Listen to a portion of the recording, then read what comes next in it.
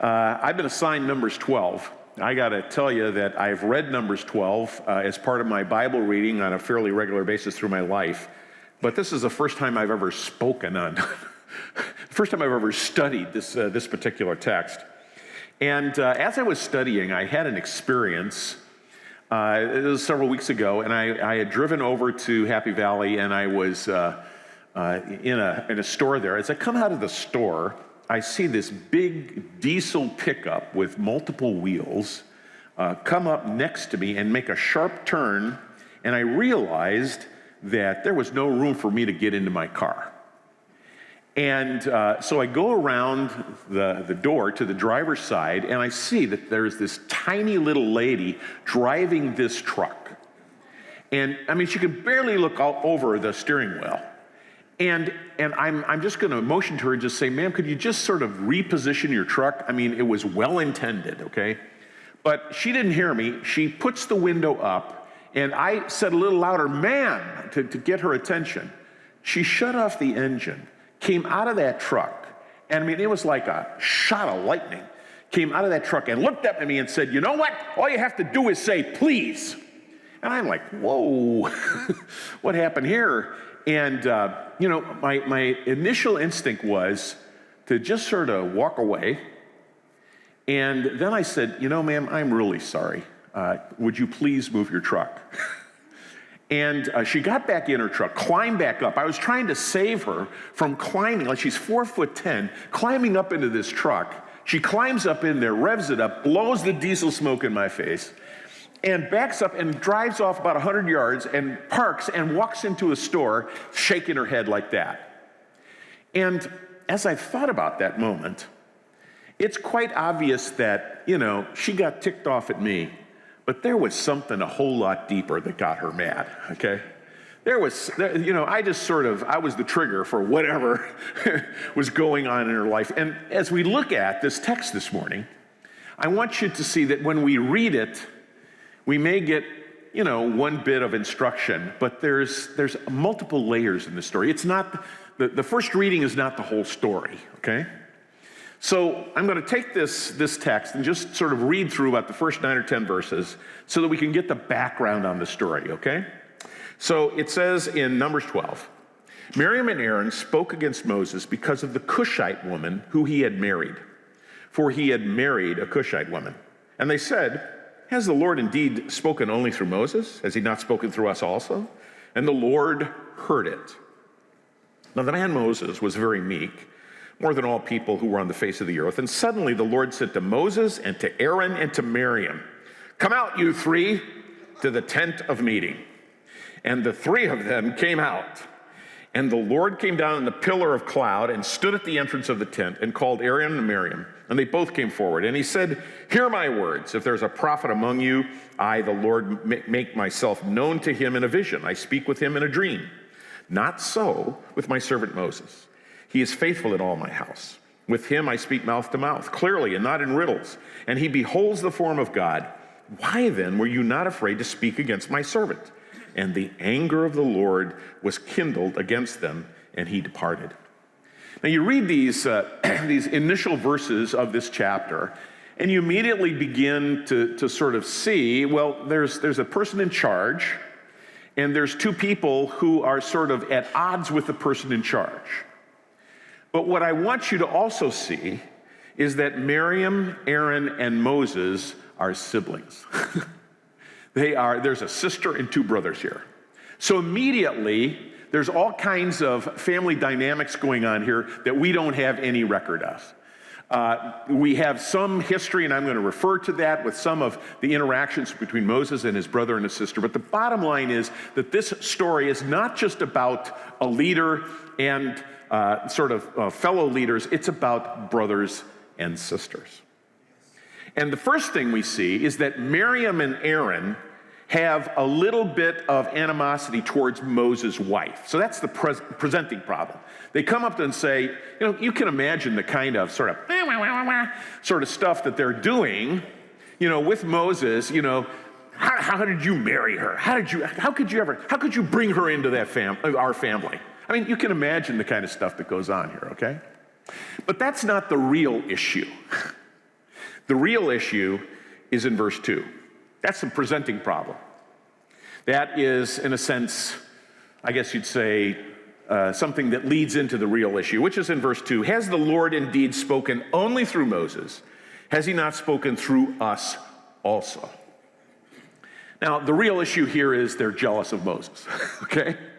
They're jealous of who he is. This isn't about his wife, as irritating as that might be. It's not about that. It's about jealousy.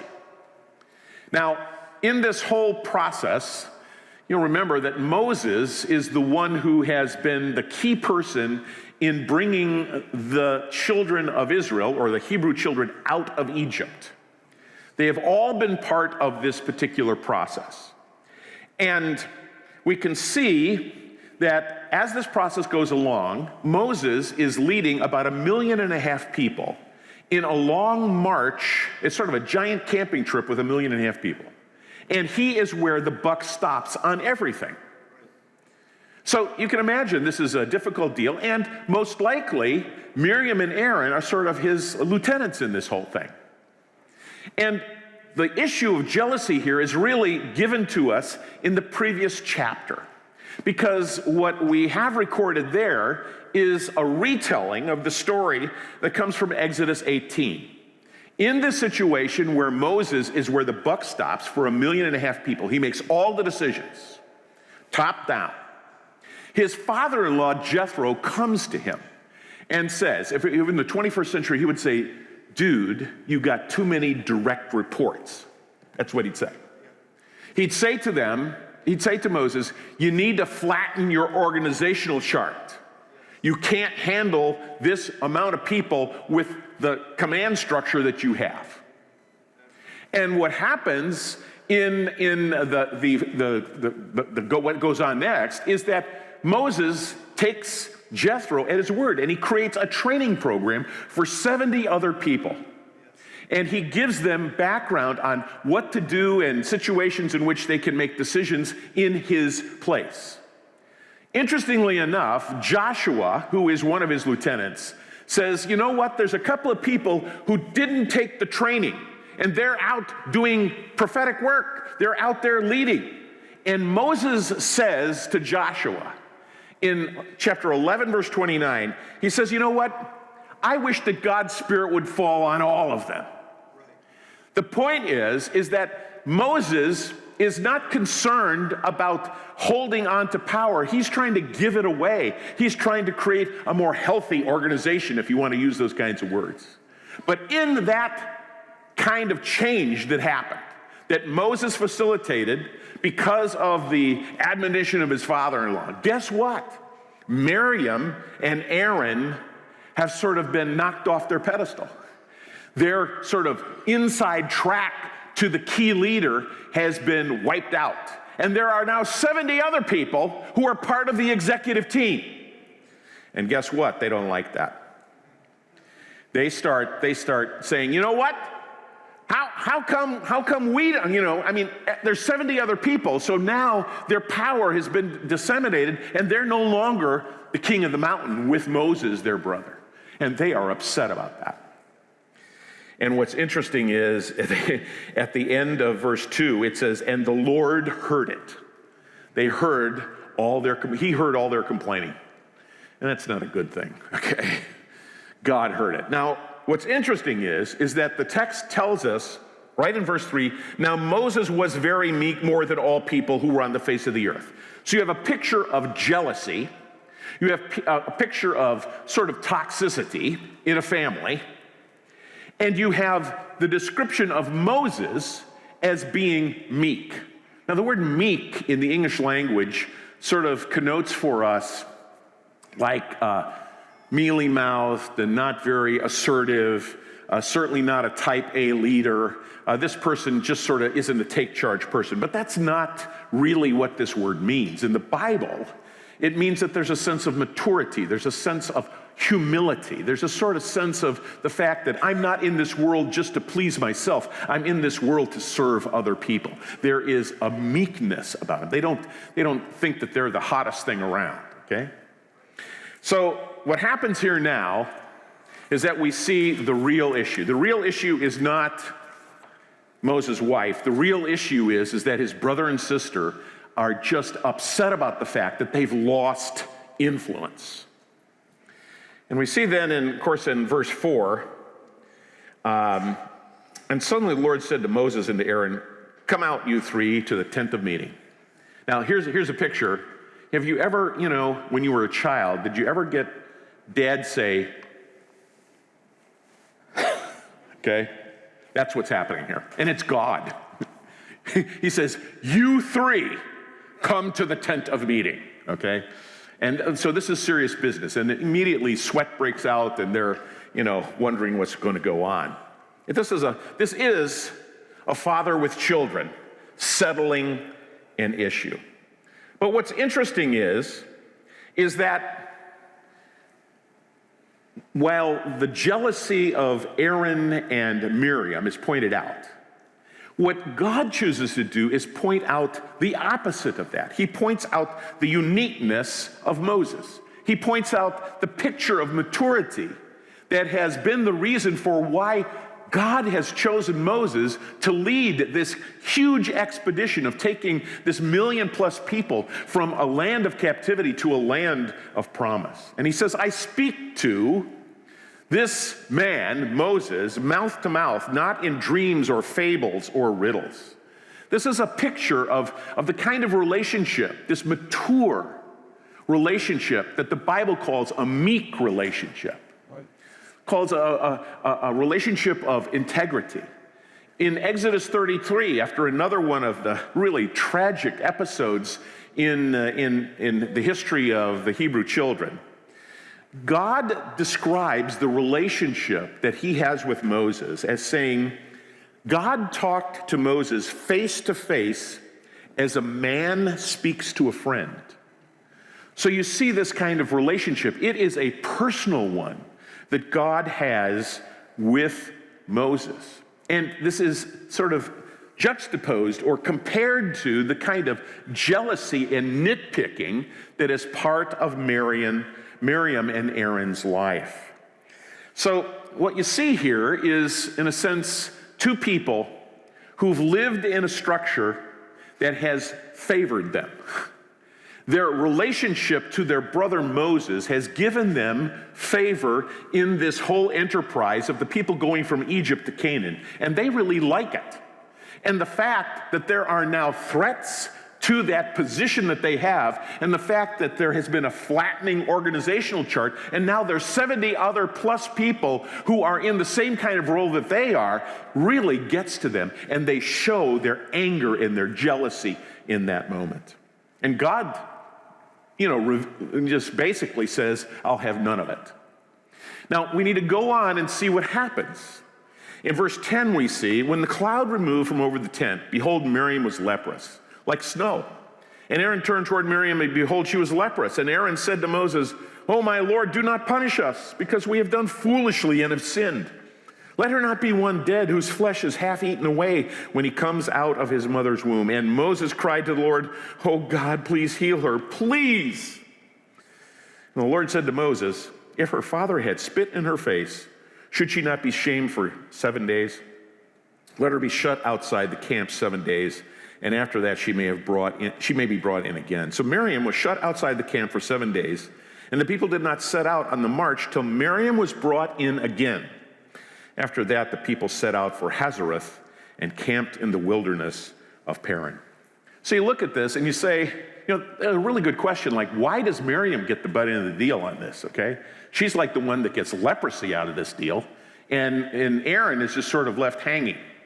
Well, I don't know if I can answer that completely, but Miriam, we know a little bit about. She is an alpha. She is a type A person.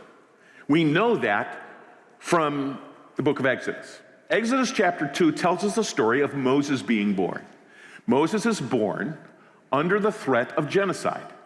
Pharaoh has decided that all Hebrew males should be thrown into the Nile River upon birth. But Moses' mom and dad decide, no, that's not going to happen. And they hide him in sort of the shoreline of the Nile River. And they put him in a basket, and all day long, Miriam is the one who watches him. But what happens, Pharaoh's daughter comes to sort of bathe in the river, and she finds this little boy. And she says, oh, look, it's a Hebrew little boy. And she doesn't throw him into the river to kill him like her father had commanded. She says, what a sweet little thing. I think I'm going to raise this child for myself. Miriam is in the bushes hearing that and jumps out and said, would you like for me to find a nurse for this lady, for this child? And she said, oh, that would be really great. Now, Miriam, she's not scared. She jumps in and saves her little brother. Not only that, she's a slave, and she negotiates a deal to get paid for taking care of the child. This lady, this little girl at that time, is somebody who is a take-charge person. We see also, for instance, in Exodus 15, the story goes on. And the children of Israel are liberated from Egypt, and they head over to Canaan, and the Egyptian army travels after them to catch them and bring them back, and gets basically drowned in the Red Sea. And here we see Miriam leading all of the ladies of Israel, literally hundreds of thousands of ladies who are singing and praising the Lord. And they sing, he has triumphed gloriously. I will sing unto the Lord, for he has triumphed gloriously. The horse and rider thrown into the sea. Here is this magnificent song of praise to the Lord for deliverance. We find also, for instance, in Exodus 32, we see the story of the golden calf. Moses, on this journey, goes up and has a conversation with God on Mount Sinai to get the 10 Commandments. And while he is gone, the people decide that Moses is out of the picture, so they need some sort of physical representation of God, because Moses isn't there anymore. And they implore Miriam and Aaron to provide for them some sort of symbol. And this is the story of the golden calf. They have this celebration around this golden calf, and Moses comes back realizing what kind of a catastrophe has gone on here, led by his brother and sister, and says, I hear a unique sound from this camp. It's not the sound you usually get in celebration. My observation would be that it was Miriam, again, leading that, most likely the ladies, singing, in excitement over this golden calf. So this lady, in all situations, is a person to be dealt with. She is a person who has been a take-charge person. And in this situation here, where she finds herself being sort of knocked off her pedestal, that she's now the executive team is expanded to 70 people, she is not having any of it. All of us, this is a picture of all of us. When we are removed from our secure positions, when we are removed or challenged in those things that we think are our right or our place, we get a little defensive.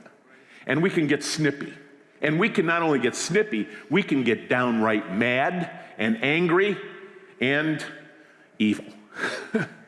And Miriam, in this moment, we find her weak spot.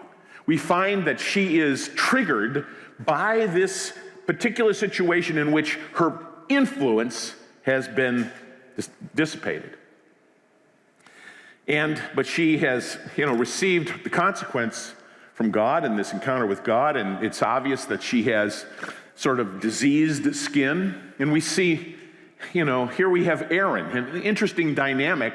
Aaron goes to Moses and said, oh Lord, please don't let God do this. And Moses goes to the Lord and says, oh God, please heal her, please. This dynamic of these brothers and sisters who have long together been involved in the leadership of Israel is a moment in which we see that all of us have weakness. All of us have moments in which we'd like to take words back. All of us have said things that we know we can't take back for a long time, and they are moments of pain, and this is one of those. What's interesting, though, is that Miriam is shut out of the camp for 7 days, but the people did not set out on the march till Miriam was brought in again. You look at that, and it's quite obvious that she has had some missteps in this whole story. She has shown her own weakness. She has shown her own weakness and jealousy in this moment. But the people have a memory of her that is more than simply this episode. They have a memory of her that is a person who cares for them, a person who has stood by them, a person who has taken charge when there were moments of weakness. They remember her story, that one moment does not define her, that in fact she is worthy of respect. And we see that after that 7 days, they stayed there waiting for Miriam and then took off on the next segment of their trip. As I look at this story, as I said before, you can look at it and you can see one thing. You can see two people who are mad at the key leader, but really this is the story of all of us. This is the story of all of us when we find ourselves in situations where we have had something taken away from us that we think belongs to us. But as in this moment, and we saw this particularly in verse 3 or verse 2, and the Lord heard it. The fact is that there is no part of our lives that God is not concerned about. The fact is that as we live our lives, that every segment of our life is something that God is very concerned about. And we live in a day and an age where when we get upset, we increasingly have opportunity through social media to let the whole world know we're mad, okay? We have a default position. It's easy. It's anonymous. We can sort of, in a sense, make a snide remark. We can, use memes or create all these kinds of images that sort of demonstrate that, you know what? I don't like what just happened to me. And we let the whole world know. And what we need to understand here is that when we yield to that too often, it can provide for us an opportunity to sink into immaturity, to sink into toxicity in our families, to sink into unhealth in our organizations and in all those relationships that we have in our life. And I think rather than going to this opportunity to sort of, I don't like your wife. That's what, Miriam and Aaron said. Their presenting issue was complaining to Moses about the lady he'd married. But the real issue was that they were jealous of the fact that Moses had made a change and it had taken away their power. When we get in those kinds of moments, and every one of us has those, the idea that we should go to the easy default position to vent our anger is something we need to avoid. Rather, we need to look in the mirror. What is it that caused us to complain? What was it that triggered us to be able to want to argue and correct and instruct? This episode is all about attitude. It's all about the attitude with which we deal with difficult situations. And we see the fact that Moses, according to God, has dealt with them in very good ways. But Miriam and Aaron have dealt with them in unhealthy ways. The Apostle James tells us in James chapter 1 that we should be slow to anger, quick to listen, and slow to speak. In other words, when these moments come, and they'll come to all of us, when we were triggered by whatever, it would be a good idea if we just kept our mouth shut 30 seconds longer and listened just 30 seconds longer. Why? Because we may avoid the kind of tragedy that we see happen here. Another one of the things that I think we see in this story is that God is really concerned about every part of our life, and there's no part of our life that God doesn't see. Psalm 139, and you'll see it on the screen, it says this: "Where can I go from your spirit? Where can I flee from your presence? If I ascend into heaven, you are there. If I make my bed in Sheol, you are there. If I take the winds of the morning and dwell in the uttermost parts of the sea, even there your hand shall lead me, and your right hand shall hold me. If I say, surely the darkness shall cover me, and the light about me be night, even the darkness is not dark to you. The night is bright as day, for darkness is as light with you." In another, sort of 21st century language, God has night vision goggles. There is no way in which we can go to a place that is so dark that God's presence can't make it light. And these moments here, where we see this interaction between brothers and sisters, we see that God is concerned about those moments.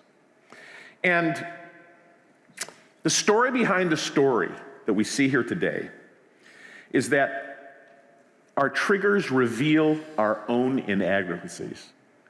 Our triggers reveal our own inadequacies. We realize in those moments where somehow we sound off, that there is an area, there's a touch point there, it's a trigger point, and we've got to be aware of those things. If we're going to be followers of Jesus, we have to be aware of those kinds of things. We want to blame others. That's our natural default position. The natural default position of every one of us is not to take responsibility for ourselves, because our natural tendency is to live life by our own rules without reference to God. The Bible calls that being a sinner. The Bible calls that being a person away from God. We want to live life by our own rules. But a mature response, a mature person, which Moses is the sort of example of today, is one who represents in this day Jesus fairly. That you are not a person who is self-centered, but you are a person who is other-centered. Why? Because the life of Jesus now lives in you, okay? It is Jesus who said, I have not come to be served. That is, life isn't about other people serving me, doing what I like, setting me up for prestige and notoriety. He says, I have come not to be served, but to serve and give my life a ransom for many. The life to follow Jesus follows in the pattern of Jesus, and his life was given for us to be free, to be able to serve others and not be given over to serving ourselves. What an incredible story this is that speaks to every one of us. I mean, the more I studied this, the more I was convicted. The more I was convicted about how, in so many cases, I am the one who, in a sense, protects my position, protects my notoriety, and doesn't listen to the other person, and it creates all kinds of hassle. Right. So today, as we look at this particular text, a text that you may have read, you may have glossed over and checked it off on your Bible reading. I read Numbers 12. There is more to this story than the initial story. It's the story of you and I, a story of people who want to live life by our own rules. We want to make a name for ourselves. And the bottom line is that doesn't lead us in a good direction. So Jesus, we take these moments now to stop and consider the fact that Miriam and Aaron, there is some of Miriam and Aaron in all of us. We want to live life by our own rules. We want to have made sure that all the hard work that we've done have, in a sense, paid off to give us prestige in our lives. And I pray, oh God, that you'd help us understand that that self-aggrandizement, that kind of self-centeredness is not what you want for the people who represent you in this world. That you would rather have people like Moses, people who don't think of themselves, but rather think of others, who are there to serve, who are there to give of their lives to others, who have been redeemed by Jesus Christ and have been released to be a person of favor and a person of love and a person of respect. Now, in the strong name of Jesus, I pray that you'd hover over this room and let us know that we are loved. Just a final word of admonition to you. If you're a follower of Jesus today, I would just encourage you to take this narrative as something that is sort of a microcosm of all of our lives.